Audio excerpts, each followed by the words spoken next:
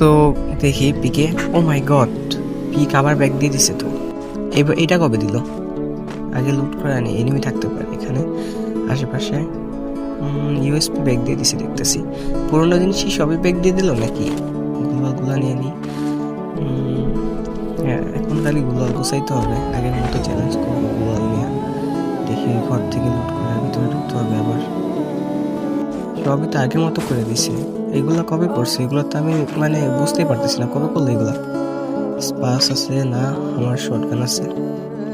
দেখি এর ভিতর কি আছে। স্পাসই তো না, এগুলা নেওয়া যাবে না। মাই গড, ইমোশন ভাই, এই গডটা ইমোশন ভাই।